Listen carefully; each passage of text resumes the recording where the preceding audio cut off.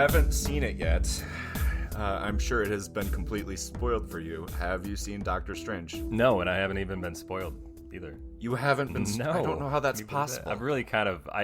this time I haven't even tried to not get spoiled. I just haven't come upon anything. This is one of the least Marvel films that has any chatter of it online, I guess. Because normally, like when Spider-Man No Way Home came out, you couldn't get away from articles about it. But this died last week. Nobody's talking about it anymore. I still have tons of... I just see articles nonstop, but we probably follow different shit. See, I'm not even looking at social. I'm just I go to my news app, the Apple News app, and that's where I get spoiled by things. Because the headlines are just so Andrew Garfield said he wasn't in Spider-Man, but guess what? He was. And I'm like, fuck. That's how I get spoiled. So I expect to see some things about Doctor Strange. And that's what I mean, in the news app, at least, nothing. I don't know why. Everything disappeared about it. I need you to see this fucking movie. I know, but it's not really kid-friendly, is it? Because I know you're okay with showing your kids horror movies and stuff. But, mine have nightmares. And I don't want to deal with that shit, because I want to sleep. So that's why it's more important that they don't see things that freak them out and are up all night and then I don't get any sleep than it is to go see this movie. It's essentially Evil Dead 2 level horror, but no blood. But there's creepy shit, right? Maybe a couple For of kids. spots, but But that's enough. We were watching Beetlejuice, and I forgot that, Gina Davis pulls her face off in a very comedic moment, but it is goddamn horrifying to a 5-year-old. So I was like, great. That's awesome. So that's why I was I really want to go see it with them, because they're up on it, because they watched Spider-Man. We went to see that. But this is my question about Marvel movies is, why are they, and I know it's Sam Raimi, but still, why are they doing things that are less family-friendly? Like the sex scene in Eternals. It was pretty PG, but still, why is it even in there? It doesn't add anything to the storytelling, and all it does is make it awkward to watch with your children. Why would you do that? That's interesting. Okay, people on the internet get so worked up over Marvel taking over everything, and people really hate that they've displaced art as cinema and yada yada yada. I don't care. I don't even think they have. I think there's always been, since the invention of cinema, there's been different kinds of movies, and people like this kind and people don't like that kind, but they're all movies in their own way. Yeah. You know what it is? It really, I like Scorsese and Spielberg before him. They've all said shit about stuff, and Coppola. They're just fucking old dudes. And I'm like them about some stuff too, but that's all it is. They're just the old generation, and they don't understand the new generations. It's just a fact. It's not that they can't do good work at the same time. But I like the idea of Marvel branching out and having movies for different audiences. But it's a desperation play in order to try to gain critical appeal. But I just say, you don't need it. Don't put a sex scene in Eternals. That just wasn't a very good movie. I just thought, that's just what they talk about. Oh, here's the new thing. We finally have a sex scene. And I'm like, cool, great. You know what the Marvel Universe is? It's a playground for people of all ages. Maybe you shouldn't worry about that bullshit, And I'm like, if you're pulling Sam Raimi in, he's great. He didn't horror up Spider-Man movies except for that one hospital scene. But that is easily noticeable when you get to it, and you can fast forward through it. Right till afterwards, and you can just tell your kids Dr. Octopus escaped the hospital. Did you see Loki? Did you watch Loki? Yes. I really liked Loki. Loki was good. Yeah. I feel like that's the one Marvel show that has really stuck with me the most. And a common complaint that I'm hearing is these movies are requiring more and more homework. Oh yeah, for sure. To fully comprehend everything, you need to have seen Loki, you need to have seen WandaVision, you need to have seen Spider-Man No Way Home. Yeah. I don't mind. Yeah, I have no complaints, but I think that's just because I'm a Marvel fan. Yeah, I don't mind either. I think we talked about this over text. That's the odd thing. I do think it is kind of bullshit that you have to do all this extra homework to enjoy a movie. But for critics to use that to pan the film is bullshit, because it's been 15 years now of this universe building. We all know that if you want to enjoy it to the max, you need to watch the other stuff. And that's the number one critique of this movie. And that's dumb. Any bad review is based on that. Yeah. It's annoying. Give me the direction, give me the story. Does it flow? Is it entertaining? Spider-Man No Way Home it hit all those boxes for me, and it was a great movie. But yeah, you did need to know some of the background on the other characters, obviously, because they were talking about other Spider-Man movies. So if you didn't really know, I don't think you could enjoy it as much, but it didn't make it a bad film because all the other stuff was still top-notch. I'm very curious what you're going to think of it, because I loved it. I loved everything that they did. Everybody keeps putting No Way Home as their favorite movie of this phase. Internal logic is always going to be my biggest pet peeve. And this Doctor Strange followed logic through and through, where Spider-Man No Way Home used a lot of cheats to make the logic kind of work, and there was a lot of places where it didn't really. Are you telling me that Doctor Strange doesn't rely on magic often to explain away things?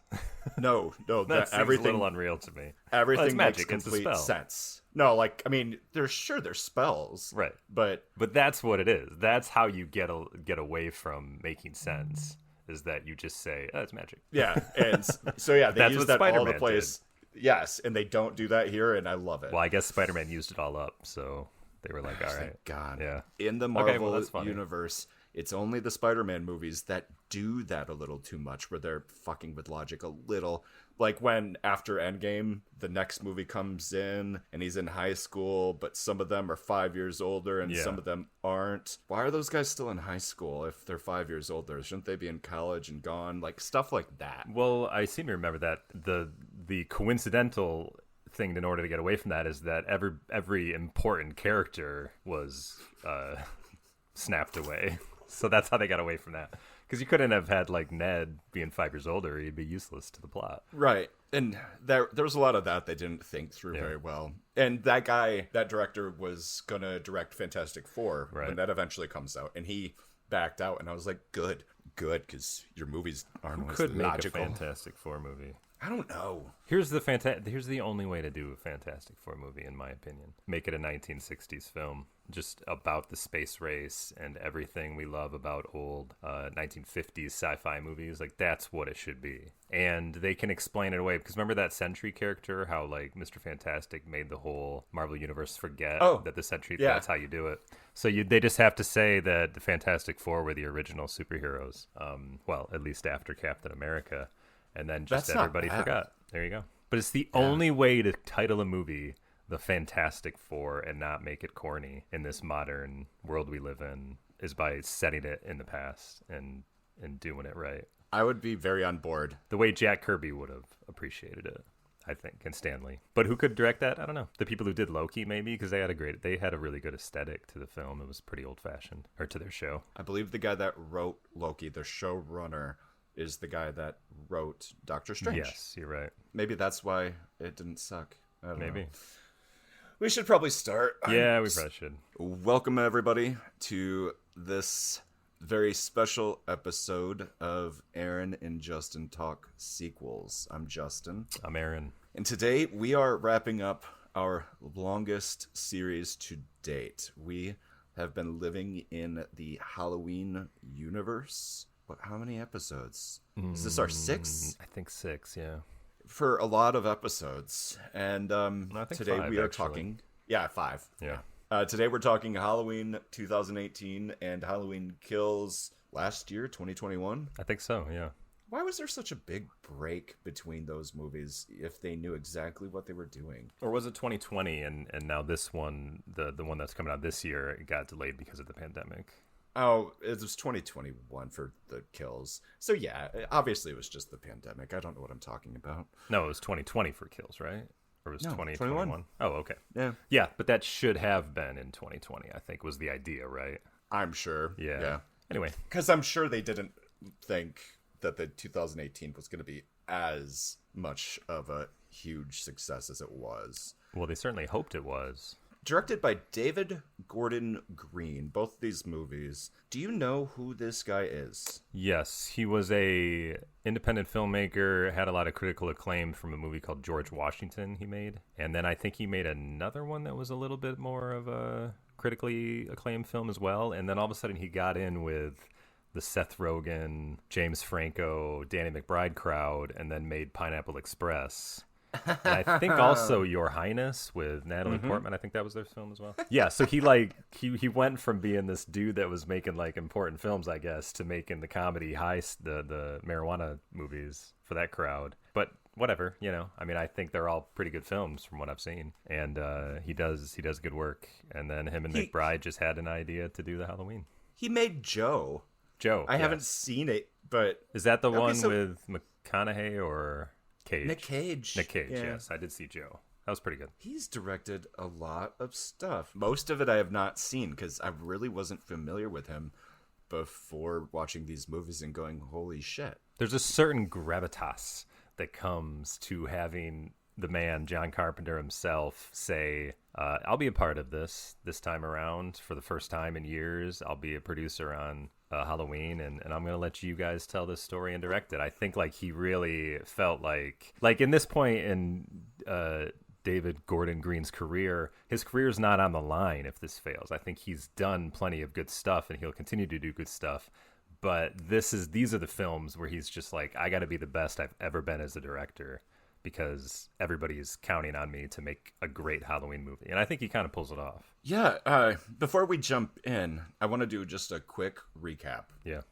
Because as we've talked about throughout this series, this is less of a franchise and more of a, well, let's try this again because this isn't working. So we have Halloween 1 and 2. Great little 2 movies about a night where Michael Myers, I almost said Jason, goes and he kills a bunch of people. The Laurie Strode story is what I like to call it. The Laurie Strode. Yeah. Yes. The OG. Then we have Halloween 3, Season of the Witch. They tried something completely different. They tried an anthology. It didn't really work. So they went back and they did the Thorn trilogy, Halloween 4, 5, and 6, where they really did some weird and wild stuff with cults and curses. But to me, like 4 and 5 are their own movies because those directly follow, and then they failed on those again. But then they gave that storyline one more chance in the 90s, and that's where 6 came from. But that also didn't do anything. Well, if we're counting do-overs, there's so many do-overs. Yeah, that wasn't a do-over as much as I still think we can make 4 and 5 work. We just need one more movie to flesh out that story. I think that's what that was. I'm still thinking about 4, where they were going to transition to the girl as the killer, and then they never followed through and did a do-over in 5. And then they just went crazy with it in 6 with the incest baby and whatnot. And that sunk it. They were done trying to tell that story. They had no idea where to go.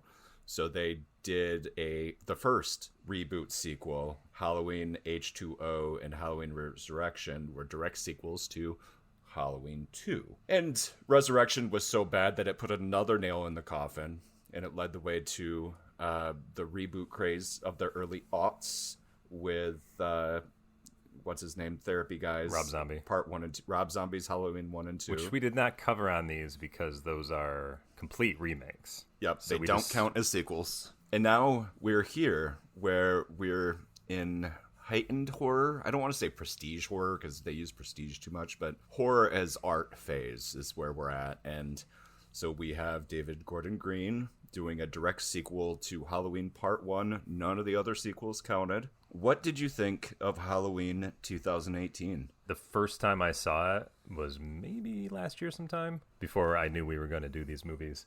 And I was kind of bored with it. I don't know why. It just didn't really grab me. But then, having watched all of the Halloween movies, it made me get involved with where this franchise was going. So then when I got to this movie and saw it again, I had a whole new appreciation for it. And it just happened. Now I finally understand what it's like to be a franchise devotee. Yeah, it's absolutely insane. The refreshing fresh of breath air that these movies were after watching all of these Halloweens.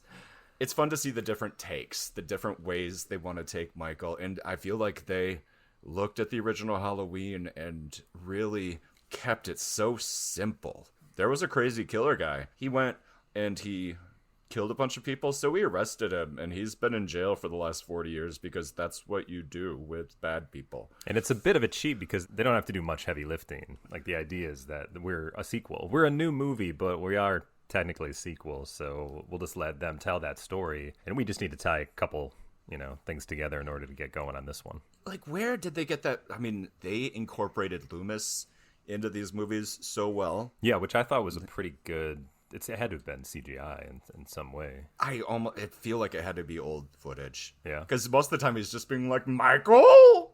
I don't know. No, they definitely had somebody do his voice. I know that it wasn't actual Donald Pleasance. Yeah, it was like an imitation. Really? Yeah, that I read. They brought somebody back to record new dialogue. I don't remember where it starts. Does it start in the past where we see the cops surrounding Michael? The way they explain it is that he went home, right? Because he was after Lori, but that wasn't Michael Myers' house. That was her house, or the house she was babysitting at, right? He gets shot, falls off the balcony. That's the first movie. He disappears. He ends up going into his home. I think you're thinking Halloween Kills. I know. See, this is the problem. This one just had a very simple just explanation, because they needed some resolution to be like, well, he just disappeared at the end of the first one. So they had a very simple thing where all of the cops were surrounding him outside. But that was in Halloween Kills as well. Maybe we are both misremembering. Yeah. Anyway.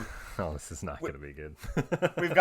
We see Michael in prison with those podcasters, and that scene I loved. It wasn't as grating to me because I hate when they bring up like what's popular now, and it's going to seem dated in like 10 years, this whole podcasting thing. I know that's funny, but something about it just feels like that's going to be dated. But they're not just podcasters in the way that they are like true crime podcasters, right? Which is one of the huge biggest thing, or at least was a big thing in 2018. But the beauty of what also I wanted to mention about David Gordon Green's directing and also the production design of the movie is like the way she's dressed, the girl in the podcaster, he intentionally evokes the late 70s, but not like he doesn't hit you over the head with it, but it makes the film feel of a piece with the original Halloween in more ways than one. Like he gets his own directing style in it, but he also like makes it, he doesn't go overboard to like say it's modern day or it's the past. He kind of leaves it a little in the middle, and I kind of like that. There's a cell phone when you need to see a cell phone, and the way they're dressed in their wardrobe is kind of old-fashioned in a way. Anyway, that's just what I liked about it. It's one of those good production designers that plans on people watching this 40 years from now instead of people watching it in the theater now. And that's why things like I'm a podcaster kind of get to me, because it just feels like something that it's going to be replaced in 10 years by another term or whatever. See, that argument, like podcasting has been around since for 20 years now, probably, and it was just we never paid attention to it until now. So they seem to be, they're on a mission with this true crime podcast. They want to be the first ones to get a reaction out of Michael, and his doctor just lets this happen, which is just ridiculous. No doctor would really let that happen. After 40 years, he might be like, all right, fuck it, let's try it. And so their doctor lets them hold up the mask that he wore during the crime. And the masks are fun. How do you like how they aged that thing? I like how they did it. And also, I thought it was a pretty smart idea about how to get the mask back into the movie. And so I was sitting here thinking, wait, how does Michael get a hold of that mask? So we see they're really good about Michael having a face and not showing us. But they really push it in these two movies. You almost see his face. It's always kind of blurred out whenever they show it straight on. But I don't know about that. That kind of bothers me. I don't want to even see anything about his face. I like that he's a person. He's this terrible presence that's also a person. And so, we see the white hair. We see that he's a huge old man, played by the original actor just because they could, and that's awesome. Yeah, sometimes. I guess Nick Castle, the guy who originally played him, he wasn't in it too much. Like I don't think he's the old dude. I don't know. I think the only time Nick Castle is in it is when he's in the mask, but only for maybe one or two scenes. If you watched the movies that made us, those documentaries that are on Netflix, and the one on Halloween, they talked to Nick Castle. He's one of the interviews. That guy is not going to be cast as Michael Myers at his age. He doesn't have the body for it anymore. He's just an old dude. So they were just being nice and bringing him back, and thought it was probably fun to put him in the mask sometimes. So there's an awesome bus crash when they're transferring Michael, because that was pretty much the thing, was that the hospital had just given up to him and they were going to send him to prison. Now, did we see the bus crash? I forget. No, I don't believe so. It's already crashed. There's a boy and his father who were hunting. Yes. That come upon it. And classic callback to the original movie where Michael escaped from the penitentiary the first time. Mm-hmm. You see the prisoners wandering around in the woods, much in the same way you see them here. Michael kills the shit out of this father and son. Yeah, he kills a kid.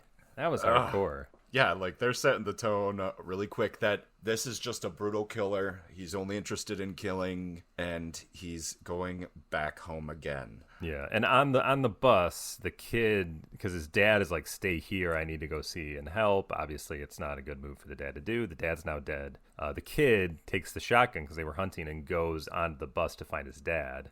Also not a good move, but that made a little sense to me because his dad's out there. He doesn't know where he is. And he accidentally shoots the doctor who's still on the bus, who's still alive, which is so funny. It was like, oh, shit, sorry. And he ran. And that's when the kid gets killed. Michael takes the truck. He's out of there. But so the doctor is a presence still. The doctor's still alive. Okay, where did he get the mask back? Okay, I can't exactly connect the dots to where Michael picked up the trail of the podcasters, but they stop at a gas station, and he's got that father-son truck, and he's basically found them. He kills her and the guy in the bathroom, gets into their trunk, takes his mask back. Also, because he's at a gas station, that's where he can get his classic gray coveralls, and he killed a auto worker in there. So there you go. Michael Myers is back. Mask, coveralls. He's ready to go back to Haddonfield. And I love that it's the original mask. They make that point just because where the fuck in reality would he get another one of those masks 40 years later? Yep. And also that whole scene with the auto mechanic is found dead. Like, that's definitely a callback to the sequel to Halloween 2. Yeah. Yeah. So Laurie Strode, what do you think of how they handled her character? It was the Linda Hamilton Terminator 2 approach, which is tried and true. It's perfectly fine. She's been preparing for war ever since this happened. Her mindset is similar to the way Jamie Lee Curtis played Laurie Strode in Halloween H2O. She's still paranoid that at that time, 20 years later, he still may come back because they never found him. Now in this movie, he's safely in prison, but she's Sarah Connored herself into building like this arsenal of weapons, making her house into like a death trap, a compound, teaching her young daughter how to defend herself with weapons as well, living these 40 years of her life expecting, I guess, Michael Myers to break out of prison and come find her, even though she knows where he is and probably doesn't have to be as paranoid as she makes her out to be. But at the same time, this is obviously a comment on mental health and paranoia and people that go through PTSD trauma and how they're still dealing with it all these years later. So anyway, but the thing that really made the movie work for me is that Judy Greer, who plays her daughter, she's a good presence in the film because she's able to be kind of a go-between. She's able to be the character. She's able to be the audience looking at her mom, who's paranoid and crazy, but all of a sudden grew up with it, so she kind of understands where she's coming from. And I just felt like she was more of the audience, more than the granddaughter was, because the granddaughter fills the Scream, kind of performance where you need a young teenage girl to go through this shit. I feel the exact same way. It's through the Sarah Connor thing is fine. I get bored with it, but it's fine. Yeah. What really makes Laurie work in these movies is the dynamic with her family. And I feel like they nailed it. Like, I feel like everybody has that family member that's like, Jesus Christ, this shit again? Come on. Yeah, who's yours? That's my dad. I think now is as good of a time as any to take a sponsored ad break. It's our first ever. Let's go ahead and roll that footage. Roll that beautiful bean footage? Roll that audio. Hello, everybody out there. I wonder if you might be interested in helping this old guy out. I need to sell a Ford 8N tractor. I'm the third owner. The tractor is like 70 years old, but it runs better than my pickup truck. Speaking of my pickup truck, it's a 99 Ford truck, and I gotta hold the door closed when I'm driving down the highway because the door won't latch. I have no heat, I have no air conditioning, I have no radio, and there's a spring popping up on the seat that I sit on, and it's tearing my pants. And the back of the truck, the tailgate doesn't want to stay closed. I'm afraid I'll lose all my stuff in the back, and that would be terrible if somebody got injured if it fell out. I got a question. Has anybody ever fell out of a pickup truck when the door flies open on them? It also used a lot of oil, and I can't afford this high-priced oil. So if you want to buy my truck, or not my truck, my tractor, which is in great shape, phone.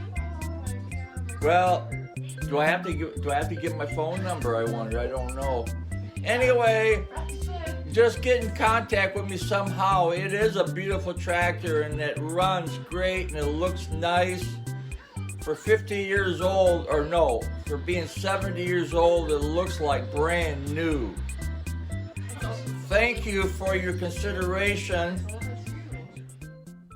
Well, there you go. How much did he pay for that? I don't remember. I think he said I owed him money anyway. Oh, yeah. Well, this is a good way to do it. Anyway, back to the movie. Another thing that I really like about these movies, Star Wars trilogy sequel. No, I told you in the last podcast. I said, let this be the last time we talk about Star Wars in a never podcast gonna that happen. we're not specifically Ever. talking about Star Wars. God damn Ever. it. I knew you were going to do this to me. These are... I'm gonna take this back at some point. I know I will. But right now, I feel like these are the best legacies... but some of the best legacy sequels out there in the way they bring the subject matter into the future, but also use the original cast to build in a newer cast. Like, that granddaughter could be the future of the franchise if they wanted to, and we're getting those stakes here. They're holding our hands, transitioning us to the new characters without shoving it down our throats. I like the sequel trilogies. They were fine other than the last one, and I feel like this is a great formula that should be followed by other filmmakers, because the way they just incorporated everything was pretty damn perfect. What I really appreciate about Dana McBride and David Gordon Green's writing and direction on this is that there's a lot of homage and there's a lot of tropes usage, but they don't do it in a way that bothered me. There's the high school party, and there's the Sarah Connor character, and there's things that you've seen in other movies. Those would be like groan-inducing to me if I see them in movies. But for some reason, it all worked in this one. So I'm like, all right, this is pretty good. I feel like Halloween Kills did a little bit of taking it in a new direction, and that's what I liked about that movie. But we'll get to that. It's a very distinct Michael Myers that we have. He's not the same person, and you're right, and I'm having a hard time putting my finger on why I think that, but I'm completely there. I don't think that Halloween 2018 is a new take on Halloween. I guess I'll put that out there. Like, I don't think it's a look what they did to re-energize this. I feel like all they did was make a nice sequel to the original, and I enjoyed it, and I thought it was really entertaining. I do think that Halloween Kills did a pretty good job, at least for the first two halves, of bringing something new to the story. I'm interested to find out what you're going to say there. But maybe fell apart for me at the end. We'll see. So there's Laurie. Michael's here. Laurie's there. And she has a family. She's got her daughter. Is it Allison? I think Allison is the granddaughter. Yeah. Karen? Is there a Karen? Can I have a Karen? Let's see. And then Ray is the husband of her daughter. And he's kind of funny. Yeah, I liked Ray. Yeah, Ray. Judy Greer is Karen. Yeah. Karen. So there's Ray is the husband, Karen's the daughter of Laurie, Allison is the granddaughter. But Allison wants to connect with her grandmother, even though Karen thinks that her mom's crazy and is only going to do damage if she involves her in Allison's life, because Karen was brought up by Laurie to be this Sarah Connor type character, but the state took her away. Yeah. Because they deemed Laurie was too crazy to be a mom. And so at least they're on good terms. Yeah. Karen wants to keep her distance. But Allison is like, I'm graduating. These are special times in my life. So I want my grandmother here. So that's kind of how people start getting connected again. And wouldn't you know it, Michael Myers is loose in Haddonfield yet again. Yeah, the second that bus crashes, Lori finds out, and she's already up her daughter's ass about getting prepared because he's coming, even though they don't really know it. And nobody believes her. No, not at all, because she's just that crazy old lady. To their own detriment. Allison has a boyfriend as well. He's kind of on the periphery, and then there's like a friend of the boyfriend, and then he's like one of Michael's victims. What is her boyfriend's name? Because he makes it to Kills, doesn't he? He does. He's a bigger part of Kills. But the other thing is that Lori gets crazier near Halloween. Because he just happens to come back right on Halloween. So I think that's also the issue. Her PTSD kicks into overdrive around this time of year. Michael saw the podcasters at his sister's grave and followed them. Oh, that's right. Yes. Right. Yeah. Gotcha. And his sister is not Laurie Strode, mind you. Yes, no. Because this is a sequel after the first one. Now, every Halloween movie up until now still worked with the fact that they were sister and brother. Yeah. At least in this franchise. Does the Ram Zombie one ever go there? No. I don't think so. Because they knew it was kind of stupid too. No, it does go there. Does it? Yeah, because she was a baby. Lori was, and she ended up an orphan.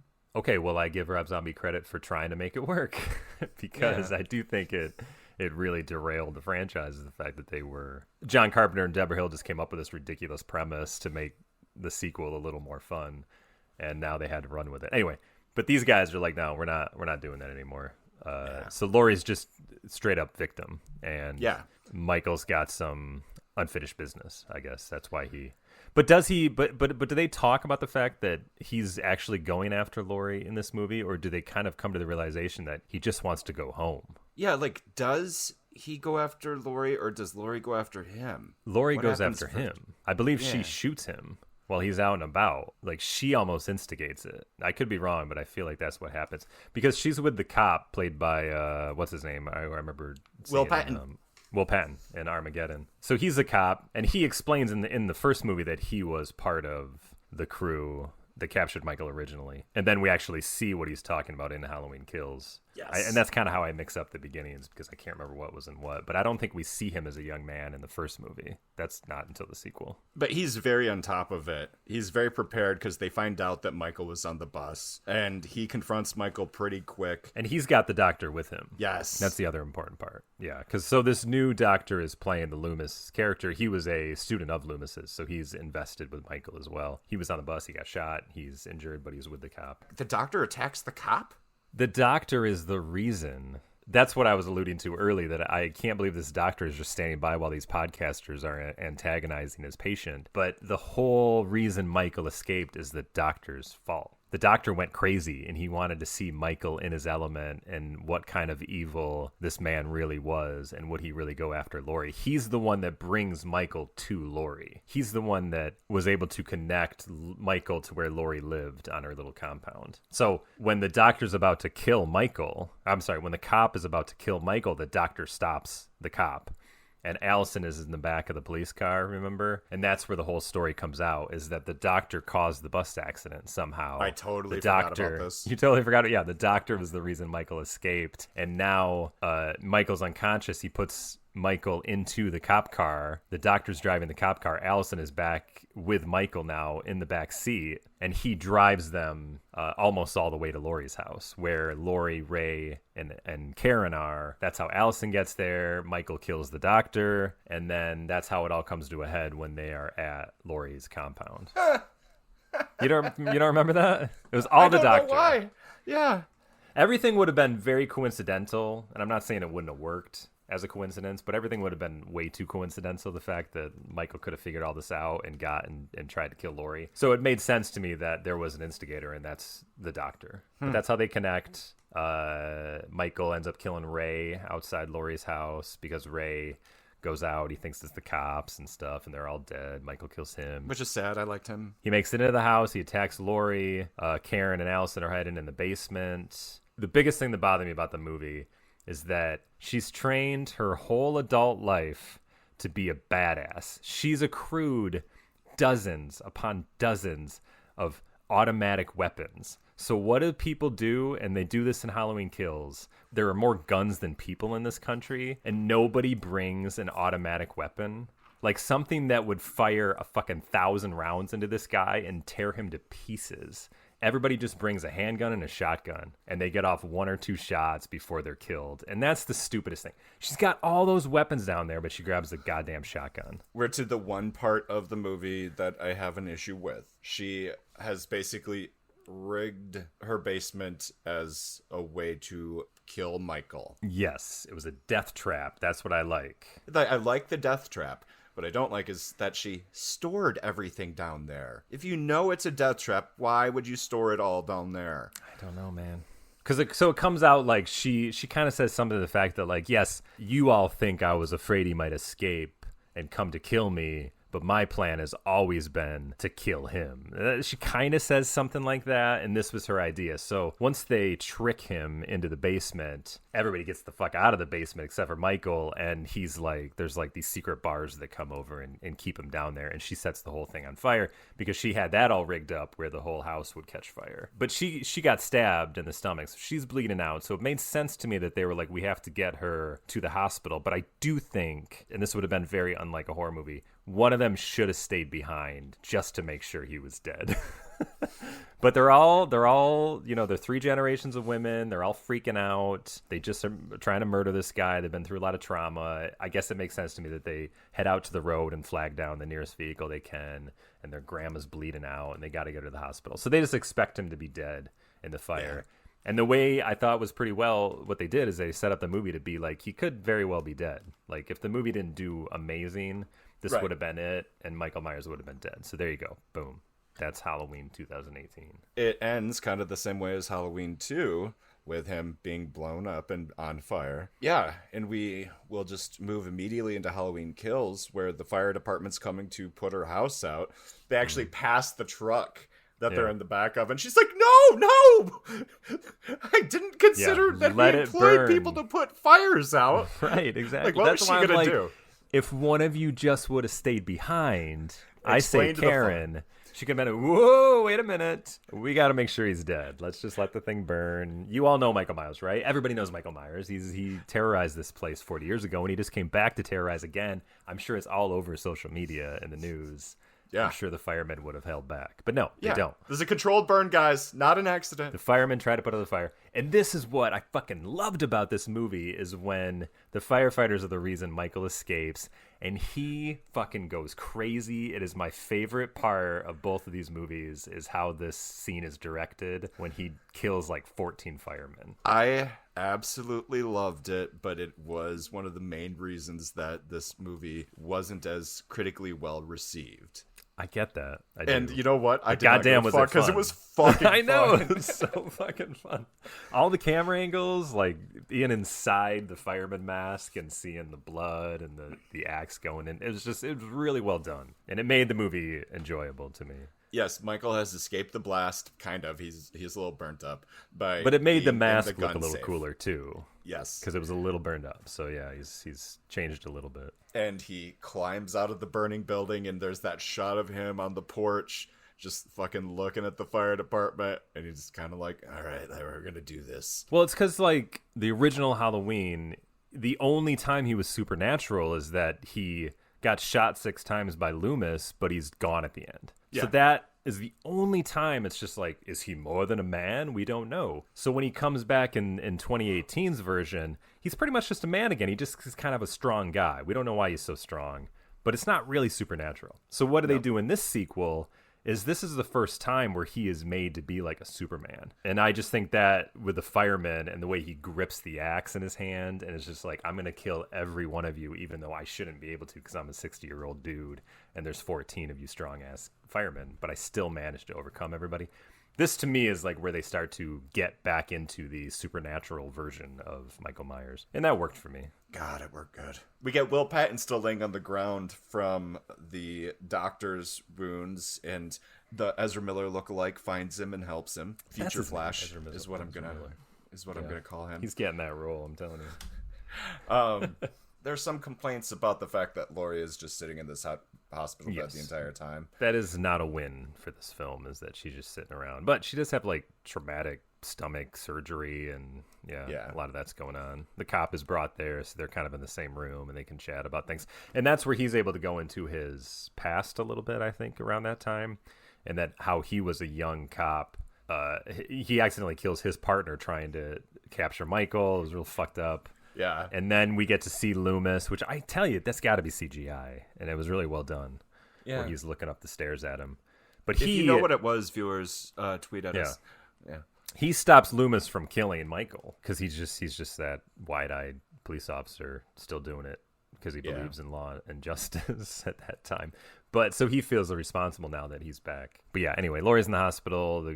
Her kids are there, her daughter and granddaughter. The news is getting around that Michael's come back to terrorize Halloween. Yes. And this is where they kind of invent a new part to Halloween. And this is what I liked about the movie, is that they bring in the other characters. We get the community involvement similar to...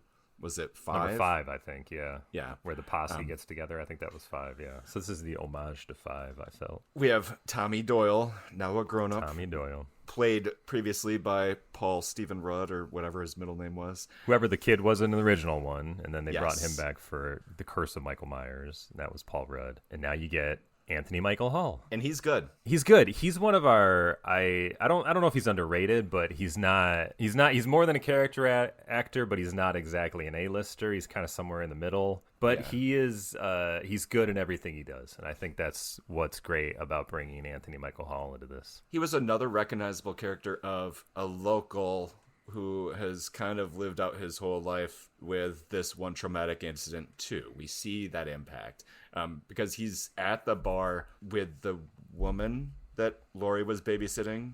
Laurie was babysitting the girl. She's all grown up now. And then the original nurse from Halloween as well. Yes. And they bring in a new character. There's a kid that came upon Michael supposedly in the first movie. Yes. Around that time. So he's now here too. Yeah. And he's the father of Allison's boyfriend, the Ezra Miller lookalike. Yes, thank you. So they all gather on Halloween to commemorate those who were killed and also to cheers Laurie wherever she is, But she's a community member, but they all know that she's been suffering from PTSD from this as well. So it doesn't feel like she's a hermit. Like, she definitely gets out. She doesn't have any friends anymore. I guess that's who Laurie is. They have a couple who are going out to their car and they're like, "He's outside!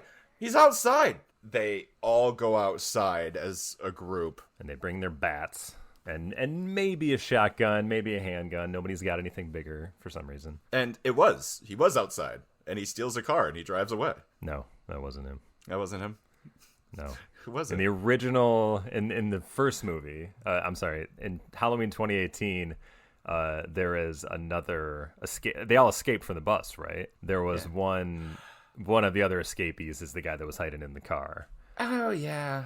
Yeah, but so wait, he gets the fuck out of there. Michael kills that couple really quick. Where? He ends up killing these punk-ass kids who were all wearing the masks from Halloween 3, which is an homage to that movie, remember? The pumpkin and the witch and the skull. Yes. Yeah. He goes and kills them. Everybody, splits up, and Doyle's kind of the leader, and he's like, we gotta go. We're not gonna let this shit happen again in this town. We're gonna go find Michael, and we're gonna kill him. Evil dies tonight. Yes. So they go out there. It wasn't Doyle. It was Lance Tavalli was his name. It was who's Lance Tavalli? That was the name of the other fugitive. Oh, okay. It's the girl who was babysat by Laurie. She, the nurse, and that couple go out, and they come upon the kids in the park, and that's where Michael kills everybody there. Kills the nurse, and that's where his hand smashes the glass, in the first movie. And then Tommy comes upon that, and he's with Ezra Miller lookalike's father. So people are just dying. The neighborhood's trying to stop Michael as well. They all believe he's coming to the hospital because Karen's trying to keep the fact that Michael's still alive from Laurie, but she ends up finding out. Everybody converges on the hospital. It kind of becomes like a compound in itself. But Allison wants to get out with the rest of the neighborhood and kill Michael as well because it's obviously affected her family. Her boyfriend's in on it. But the escaped mental patient that isn't Michael Myers goes to the hospital looking for help. But they all assume that's Michael Myers, so they end up chasing him around. And all they were trying to say in that scene where he ends up like jumping out of a window because they're about to like tear him to pieces is that Michael has made all of the community go fucking batshit crazy and turned into a mob, and they're all evil now because they were trying to kill this guy, you know? It's just like a comment on, in order for society to remain civil, we must act civilized, that kind of thing, as Rod Serling would have said. Yes. No, that's exactly right. And there's so many little bits that have fallen out of my memory, and I'm mad about it. Yeah, like Karen tries to save the guy, you know, because she knows he's not Michael, but everybody's looking for blood. It doesn't really go anywhere. That's where things start to fall apart for me in this movie, is that's a nice scene and all, but it doesn't really go anywhere because the community still gets out once they find out where Michael really is. And they try to kill him. Laurie's still in the hospital the whole time. But Allison and the boyfriend and his dad go to Michael Myers' house because they're like, he's not going to the hospital. He's going to go home. He wants to go home. He's always just wanted to go home. Yes. So what does he do? He's like, I'm going to go in by myself. Stay here, kids. And it plays I was like, what the fuck? with the audience expectations right there. Laurie is a non-factor. Michael escaped from prison and wanted to go home, and he's just murdering everyone in his way. He's getting in his way. Yeah. He's definitely had a little fun killing, but he's also murdering because people are in his way. So yeah, he kills Lonnie. Allison and Cameron rush in. Oh, but his house is now owned by this. Oh my God! How did I forget about the awesome gay couple? By this happy couple. They're pretty funny. Isn't the one guy from Mad TV? Do you remember him? Yes, the other guy. Yeah. Did you ever watch The Mick? I know of it, but I haven't seen it. It was a really good show that only lasted 2 seasons, and he was in it, and he was great. Okay. He looks familiar. He looked like, I thought he was, what's his name from Scream when I first saw him? Skeet Ulrich, you know? Yeah, I thought it was him for a second. That is something that they had Michael do in here that I don't know if they did that much in the originals. Remind me. He plays with the bodies. He poses them in the exact same way they're posed in a photo that he sees. Yeah, he does whatever he mutilates just for the sake of it, or he places them in grotesque ways. So he's a real killer that enjoys it for real. Yeah, he did do that, I feel like, with Laurie's friends in the original. He kills the shit out of Ezra Miller lookalike. Oh my God. Oh yeah, I did not think they were going to do it, and it was brutal. It was very brutal, but like right when the dad is like, no, you stay here, I'm going to go in. That's where the movie fell apart for me, because they just started doing stupid things the characters wouldn't do. So he goes in, he's obviously dead. So Allison and her boyfriend have to go in. She finds one of the people dead on the floor, one of the homeowners. So she like drops her weapon and is like, oh no, crying over this one. Like you must have seen a couple people dead already. Yeah. He's loose in the house. Why are you collapsing about this person you don't know? And then as Ezra Miller lookalikes, like, I'm going to go check out what that noise is by myself. Stay here, you know, like he just leaves. So then they get set. I'm like, what the fuck? Like, why are you doing this movie? You were doing so good before this. The thing I love about him killing future Flash, it was just a great piece of filmmaking in terms of messing with the audience. Because the audience doesn't think they're going to kill him, and he's still alive, and we think as long as he's alive, we're good.